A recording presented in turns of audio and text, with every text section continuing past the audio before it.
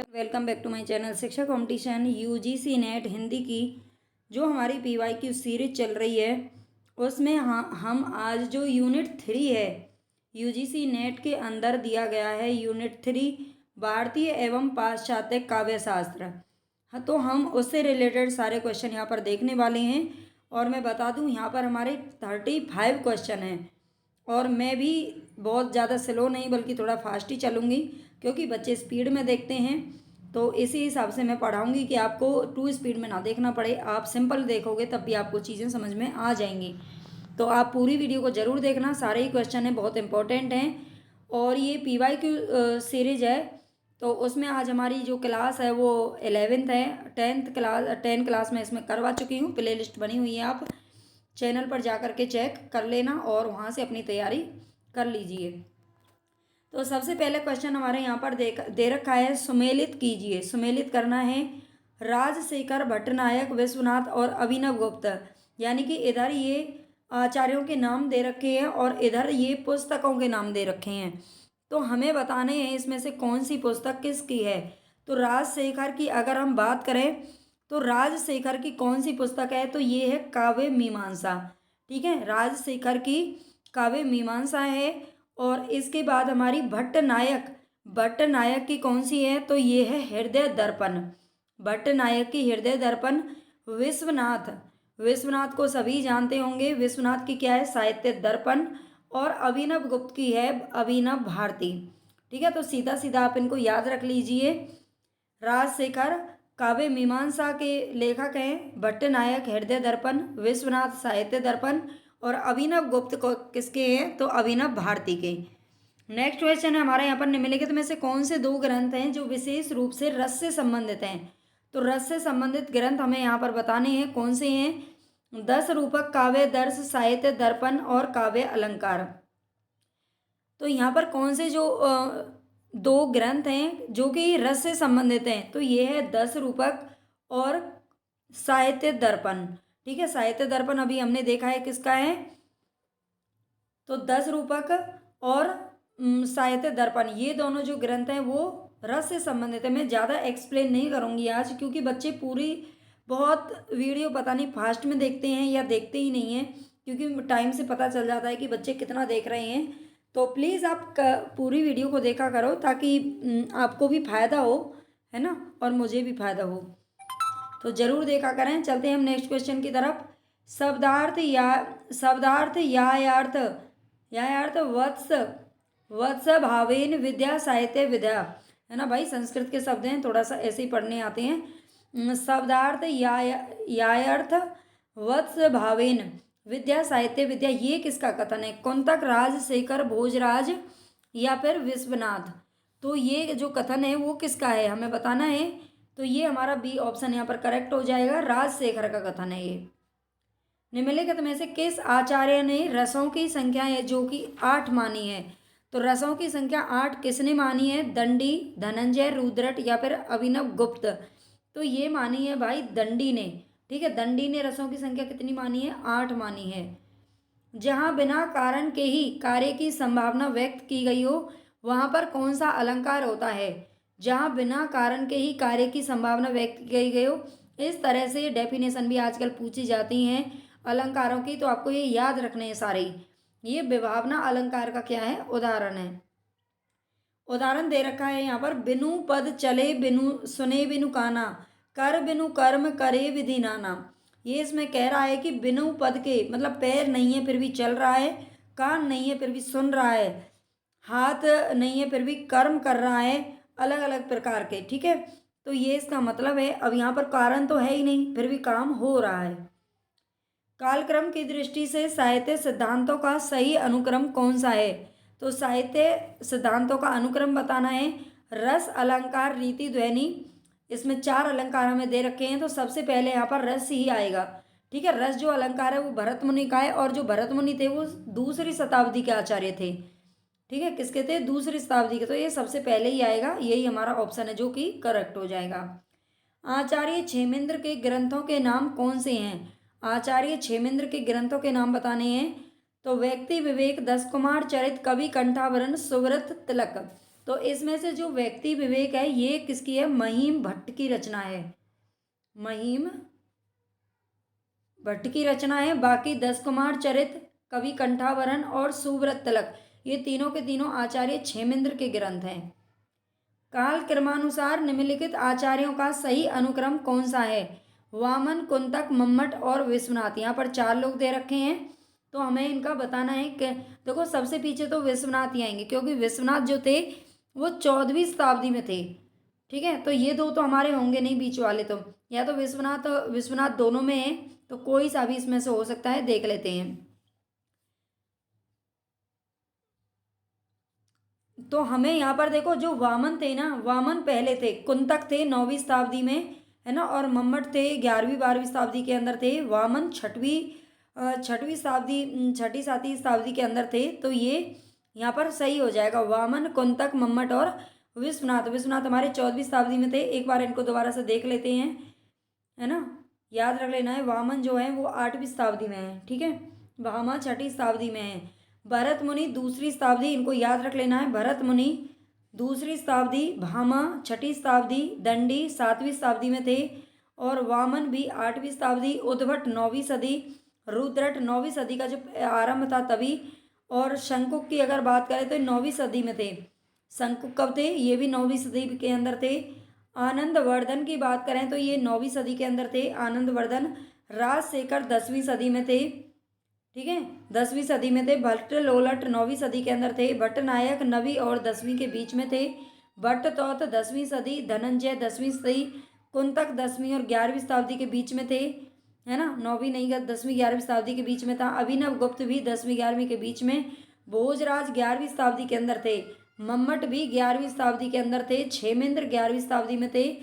हेमचंद्र 12वीं शताब्दी, विश्वनाथ 14वीं शताब्दी, और सबसे लास्ट में जो थे 17वीं शताब्दी में, ये थे 17वीं शताब्दी में जगन्नाथ। ठीक है, तो इनके आप स्क्रीनशॉट वगैरह ले लेना, है ना, फ़ोन को मतलब ऐसे पोर्ट्रेट में करके इनकी स्क्रीनशॉट ले लेना, ये बहुत ही इंपॉर्टेंट है, इनको सबको याद रख लेना है, यहाँ से क्वेश्चन पूछा जाता है। नेक्स्ट क्वेश्चन दे रखा है, रचना काल की दृष्टि से निम्नलिखित रचनाओं का सही अनुक्रम क्या होगा। काव्य अलंकार, नाट्यशास्त्र, ध्वन्यालोक, साहित्य दर्पण, है ना। तो साहित्य दर्पण तो सबसे बाद में ही आएगा, क्योंकि वो किसका है विश्वनाथ का है, ठीक है, और विश्वनाथ जी जो थे वो इसमें सबसे बाद में ही थे। तो हमें यहाँ पर बताना है, देखो काव्य अलंकार, ध्वन्यालोक आनंदवर्धन का है। नाट्यशास्त्र, तो इसमें नाट्यशास्त्र पहले ही आएगा, नाट्यशास्त्र पहले ही आएगा। और ध्वन्यालोक किसका, आनंदवर्धन का, वो कौन सी शताब्दी में। साहित्य दर्पण इसमें आगे आ गया, ये तो हमारा गलत हो गया, सी वाला भी गलत हो गया। हमारा नाट्यशास्त्र पहले आएगा, जो कि भरत मुनि का था नाट्यशास्त्र, और ये 2री शताब्दी के अंदर थे। काव्य अलंकार भामा का है, जो कि 6ठी शताब्दी में थे, और ध्वन्यालोक आनंदवर्धन का है, जो कि शायद 9वीं 10वीं में थे, और साहित्य दर्पण विश्वनाथ का है। ठीक है, अगर वो वाले क्वेश्चन आपको याद हो गए कि वो कौन सी शताब्दी में कौन से आचार्य थे, तो ये इनकी जो रचनाएं वो भी याद हो जाएंगी। रस की प्रस्तुति के लिए तद्रूप अनुसंधान शब्द का प्रयोग किस आचार्य ने किया था। तद्रूपता अनुसंधान शब्द का प्रयोग किस आचार्य ने किया था। अभिनव गुप्त, शंकुक, भट्ट लोलट या फिर भट्ट नायक। तो ये किया था भाई भट्ट लोलट ने, ठीक है, भट्ट लोलट ने किया था, ये ध्यान रखना है। नेक्स्ट क्वेश्चन है हमारे यहाँ पर, शक्ति कवित्व बीज रूप है संस्कार विशेष। शक्ति ही कवित्व बीज रूप संस्कार विशेष, अर्थात कवित्व निर्माण के बीज रूप विशिष्ट संस्कार को शक्ति कहते हैं। ठीक है, कवित्व निर्माण के बीज रूप विशिष्ट संस्कार को शक्ति कहते हैं। प्रतिभा के विषय में ये उद्धरण किस आचार्य का है। शक्ति कवित्व बीज के रूप में किसका है ये कथन, आचार्य कुंतक, पंडित राज जगन्नाथ, आचार्य मम्मट या फिर आचार्य दंडी। तो ये जो कथन है वो किसका है, आचार्य मम्मट का है। ठीक है, शक्ति कवित्व बीज रूप, इसको याद रख लेना, इंपॉर्टेंट है। रस के संबंध में क्या कहा गया है, रस को अलौकिक आनंद कहा गया है, बिल्कुल सही बात है, रस को अलौकिक आनंद कहा जाता है। रस को अलौकिक आनंद लाक्षणिक अर्थ में कहा गया है, ये भी बात बिल्कुल करेक्ट है, लाक्षणिक अर्थ में कहा गया है। आचार्य रामचंद्र शुक्ल ने भी रस के अलौकिक तत्व का समर्थन किया है, नहीं किया है ना, आचार्य रामचंद्र शुक्ल ने नहीं किया है। भरत मुनि ने रस निष्पत्ति संबंधी सिद्धांत अपने पूर्व नाटककार भास से ग्रहण किया है, नहीं किया है ना। इसमें दोनों गलत हैं। पहला ए और बी जो दोनों कथन है वो हमारे यहाँ पर करेक्ट है। कौन सा वक्रोक्ति का भेद नहीं है? कौन सा वक्रोक्ति का भेद नहीं है? उक्ति विन्यास वक्रता यही नहीं है। ठीक है, उक्ति विन्यास जो वक्रता है यही किसका नहीं है? वक्रोक्ति का भेद नहीं है, इसको याद रख लेना। नेक्स्ट क्वेश्चन है हमारे यहाँ पर, निम्नलिखित में से कौन सा रस का अवयव नहीं है? तो रस का अवयव नहीं है कौन सा? भाव, विभाव, अनुभाव, ये तो तीनों हैं, लेकिन संचारी भाव रस का अवयव नहीं है। काव्य दोष की परिभाषा इनमें से सबसे पहले किसने दी थी? दंडी, भामा, वामन या फिर आनंद वर्धन? तो काव्य दोष की परिभाषा, दोष की बात कर रहा है, काव्य दोष की परिभाषा किसने दी थी? तो ये दी है भाई वामन ने। ठीक है, काव्य में दोष की परिभाषा दी है किसने? वामन ने। स्वरभंग किस प्रकार का अनुभाव है? तो स्वरभंग जो होता है वो किस प्रकार का अनुभाव होता है? सात्विक। कैसा होता है ये? सात्विक होता है। निम्नलिखित सिद्धांतों और चिंतकों को सुमेलित करना है। अनुमितिवाद, उत्पत्तिवाद, साधारणीकरण, अभिव्यक्तिवाद। देखो मैं आपको एक चीज़ बता दूं, काव्य शास्त्र की मैंने 5 क्लास डाली हुई हैं जो कि प्लेलिस्ट में है।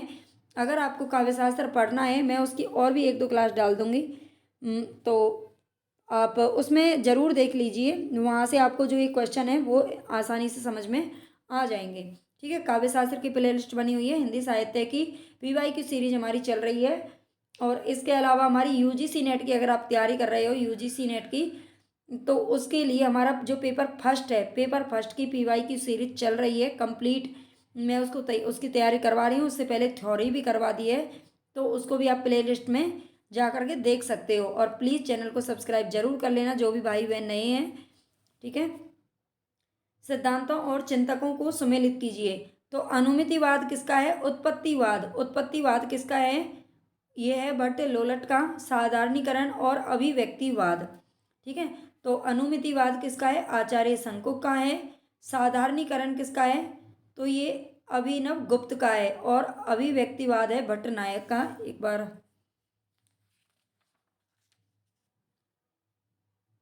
बिल्कुल अनुमतिवाद आचार्य शंकुक का बिल्कुल करेक्ट है।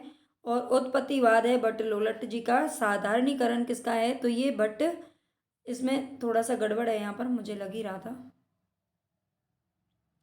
साधारणीकरण किसका है? भट्ट नायक का है। और अभिव्यक्तिवाद है अभिनव गुप्त का। ठीक है, अभिनव अभिव्यक्ति, दोनों को याद रख लेना, इजी है। सावधि व्यंजना के प्रकार हैं। सावधि व्यंजना के प्रकार कौन से हैं? आरती व्यंजना, लक्षणा, मूला या अभिधा मूला या फिर लक्ष्या संभवा। ठीक है, इनमें से सावधि व्यंजना के प्रकार बताने हैं तो वो कौन से हैं? तो यहाँ पर देखिए, इसके सावधि व्यंजना के 2 प्रकार होते हैं। कौन से? अभिधा मूला और लक्षणा मूला। अभिधा मूला और लक्षणा मूला। ठीक है, 2 प्रकार होते हैं। अब हमारे यहाँ पर कुछ क्वेश्चन हैं जो कि पाश्चात्य संस्कृति से हैं, मतलब पाश्चात्य से हैं। ठीक है, काव्य शास्त्र से, इनको याद रख ले, इसको भी पढ़ लेना आप। आइए रिचर्ड्स की दृष्टि में काव्य भाषा की विशेषताएं क्या हैं?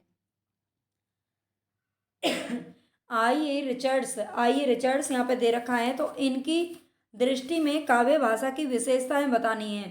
छद्म कथन की प्राथमिकता, सूचनात्मक अर्थ की प्राथमिकता, रागात्मक अर्थ की प्राथमिकता या फिर तथ्यात्मक अर्थ की प्राथमिकता। तो यहाँ पर हमारा ए और सी दोनों ऑप्शन सही हो जाएंगे। छद्म कथन की प्राथमिकता और रागात्मक अर्थ की प्राथमिकता, ये दोनों आई रिचर्ड्स की दृष्टि में विशेषताएं होती हैं। कविता की भाषा विरोधाभास की ही भाषा होती है, ये कथन किसका है? Ezra Pound, Cleanth Brooks, John Donne या हार्ड हाइडेगर। तो ये है क्लिंत ब्रुक्स का। ठीक है, क्लिंत ब्रुक्स का ये कथन है। अरस्तु के त्रासदी के सिद्धांत के अंगों का सही अनुक्रम बताना है। सबसे पहली बात तो याद रख लेना, अरस्तु ने दिया था त्रासदी का सिद्धांत। ठीक है, कथानक, चरित्र, विचार, पद योजना। तो बिल्कुल ये जो क्रम है वो बिल्कुल करेक्ट है। इसमें ए, बी, सी और डी चारों बिल्कुल इसी तरह क्रम में रखे गए हैं। सबसे पहले कथानक आता है, फिर चरित्र, फिर विचार, फिर पद योजना। नेक्स्ट क्वेश्चन है, किस अस्तित्ववादी चिंतक ने सुपरमैन की कल्पना की है? तो किस अस्तित्ववादी चिंतक ने सुपरमैन की कल्पना की है? कीर्केगार्ड, सार्त्र, फ्रेडरिक नीत्शे या अल्बर्ट कामू। तो ये किसने की है? फ्रेडरिक नीत्शे के द्वारा की गई है सुपरमैन की कल्पना। निम्नलिखित में से कवि की दृष्टि से कविता की रचना प्रक्रिया पर विचार करने वाले पाश्चात्य आलोचक कौन है? कवि की दृष्टि से कविता की रचना प्रक्रिया पर विचार करने वाले कौन है? प्लेटो, अरस्तु, वर्ड्सवर्थ या फिर टी.एस. एलियट। तो ये नाम आता है टी.एस. एलियट का। ठीक है, इन्होंने कविता की जो रचना प्रक्रिया है उस पर विचार किया था। टी.एस. एलियट की आलोचना की विशेषता में शामिल है। टी.एस. एलियट की आलोचना की विशेषता में क्या शामिल है? कविता आत्मगत अभिव्यक्ति से पलायन है। कविता आत्मगत अनुभूति की अभिव्यक्ति है। एलियट की आलोचना की विशेषता बता रहा है ये, कविता आत्मगत अनुभूति की व्यक्ति है, ये तो सही बात है। कवि काव्य का माध्यम भर है। कविता अपवर्जी तथा अंतर्वेशी होती है।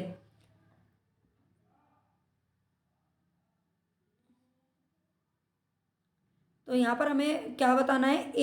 ए इसका जो है करेक्ट ऑप्शन है। मतलब कविता आत्मगत अभिव्यक्ति से पलायन नहीं होती। ठीक है, पलायन नहीं होती बल्कि उसकी अनुभूति होती है। सुमेलित करना है यहाँ पर क्रोचे, रिचर्ड्स, कॉलरिज और एलियट, इनको बताना है। देखो क्रोचे का जो सिद्धांत है वो कौन सा है? तो क्रोचे ने सिद्धांत दिया था अभिव्यंजनावाद का ही। ठीक है, इसको याद रख लेना है। रिचर्ड का जो सिद्धांत है वो है संप्रेषण का सिद्धांत। ठीक है, किसका है? और कॉलरिज ने दिया था कल्पना का सिद्धांत। ये तो ईजे और एलियट का था निर्वैयक्तिकता का सिद्धांत। ठीक है, इसको भी याद रख लेना। Writing and difference, writing and difference पुस्तक किस आलोचक की है? राइटिंग एंड डिफरेंस पुस्तक किसकी है? Michel Foucault, Virginia Woolf, Simone de Beauvoir या जॉक देरिदा। तो ये जो पुस्तक है वो है जॉक देरिदा की। ठीक है, डी सही है, जॉक देरिदा की पुस्तक है राइटिंग एंड डिफरेंस। प्रतीकवादी आंदोलन का उदय कहाँ पर हुआ था? प्रतीकवादी आंदोलन का उदय कहाँ हुआ था? जर्मनी, फ्रांस, इंग्लैंड या स्वीडन? तो ये हुआ था फ्रांस के अंदर। नेक्स्ट क्वेश्चन है जादुई यथार्थवाद के प्रतिस्थापक कौन है? जादुई यथार्थवाद के प्रतिस्थापक कौन है? कोट्स, देरिदा, फ्रायड या बुएलो? तो ये हैं भाई बुलो साहब। ठीक है, बुएलो साहब हैं जो जादुई यथार्थवाद के प्रतिपादक हैं। निम्नलिखित पाश्चात्य समीक्षकों का जन्म की दृष्टि से सही अनुक्रम कौन सा है? जन्म की दृष्टि से बताना है। इसमें तीन ही ऑप्शन दे रखे हैं। तो ये सबसे पहले किसका नाम आएगा? प्लेटो का। ठीक है, प्लेटो का नाम आएगा। अरस्तु उसके शिष्य थे प्लेटो के। और उसके बाद लॉन्जाइनस या लॉन्गिनस बोलते हैं कॉलरिज। ठीक है, प्लेटो, फिर अरस्तु, फिर लॉन्जिनस और फिर कॉलरिज। निम्नलिखित का सही अनुक्रम कौन सा है? अनुक्रम बताना है यहाँ पर। अस्तित्ववाद, संरचनावाद, यथार्थवाद, मनोविश्लेषणवाद। इसका सही अनुक्रम बताना है तो सबसे पहले इसमें आएगा संरचनावाद। ठीक है, संरचनावाद, यथार्थवाद और अस्तित्ववाद, मनोविश्लेषणवाद। संरचनावाद, यथार्थवाद, अस्तित्ववाद और मनोविश्लेषणवाद। ठीक है, इसको याद रख लेना। रस सिद्धांत संबंधी ग्रंथ रस तरंगिणी के रचयिता कौन है? तो रस तरंगिणी के रचयिता बताने हमें जगन्नाथ विश्वनाथ, जगन्नाथ विश्वनाथ भानुदत्त या फिर जयदेव। तो ये हैं भानुदत्त। ठीक है, भानुदत्त ने किसकी रचना की थी? रस तरंगिणी की रचना की थी। अगर आपको लग रहा है कि मैं ज़्यादा फास्ट चल रही हूँ तो मुझे कमेंट करके बताना। मैंने इसलिए फास्ट चल रही हूँ क्योंकि बच्चे हैं जो फुल स्पीड में देखते होंगे या तो या पूरी देखते नहीं हैं वीडियो को, है ना, तो उनके लिए मैं जल्दी से चल रही हूँ। कल्पना मन की कोई रहस्यपूर्ण क्रिया नहीं है। कल्पना मन की कोई रहस्यपूर्ण क्रिया नहीं है, वह मन की अन्य क्रियाओं के समान ही होती है। जो कल्पना हम करते हैं वो मन की कोई रहस्यपूर्ण क्रिया नहीं है, वह मन की अन्य क्रियाओं के समान ही होती है। ये कथन किस पाश्चात्य का है? Croce, T.S.. एलियट, कॉलरिज या फिर आई.ए. रिचर्ड्स? तो ये किसने कहा है? रिचर्ड्स भाई साहब ने कहा है। ठीक है, नेक्स्ट क्वेश्चन है सही कथन का चयन करना है हमें यहाँ पर। जगन्नाथ के अनुसार अलंकार काव्य की आत्मा व्यंग्यार्थ ध्वनि में रमणीयता उत्पन्न कर देते हैं। सही कथन को बताना है, क्या कह रहा है ये?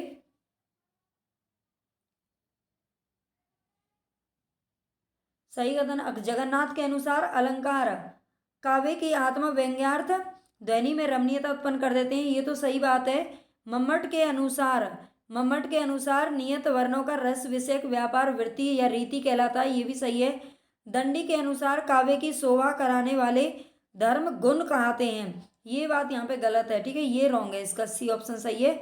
वामन के अनुसार सादृश्य पर आधारित ये गौणी लक्षणा वक्रोक्ति अलंकार कहलाता है, ये बात भी सही है। जो सही चीज़ें आप उनको पढ़ना। और इसमें ई वाला दे रखा है, क्या कह रहा है ये, भट्टनायक के अनुसार विवाहवादी और स्थायी भावों में परस्पर व्यंजक व्यंग्य रूप संयोग द्वारा रस की अभिव्यक्ति होती है।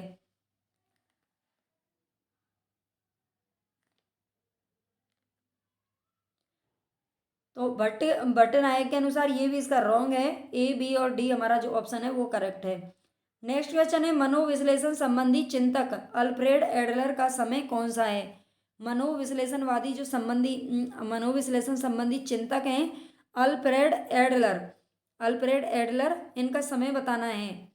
तो इनका समय कौन सा है भाई, तो ये 1870 ईस्वी से 1937, 1870 से 1937 तक का इनका समय रहा था। नीचे दो कथन दिए गए हैं, कथन वाला क्वेश्चन है जो कि आजकल ट्रेंड में चल रहे हैं। दंडी ने नैसर्गिक प्रतिभा, निर्मल शास्त्र ज्ञान और अमंद अभियोग अभ्यास को काव्य का हेतु माना है। दंडी ने क्या माना है, नैसर्गिक प्रतिभा, निर्मल ज्ञान, शास्त्र ज्ञान और अमंद अभियोग को काव्य का क्या माना है, हेतु माना है। और मम्मट के अनुसार शक्ति, निपुणता और अभ्यास काव्य रचना के हेतु हैं। तो इनमें से हमें सही ऑप्शन बताना है, कौन सा सही होगा। विकल्प दे रखे हैं, तो देखो दंडी ने नैसर्गिक प्रतिभा, निर्मल शास्त्र ज्ञान और अमंद अभियोग को क्या माना है, काव्य का हेतु माना है।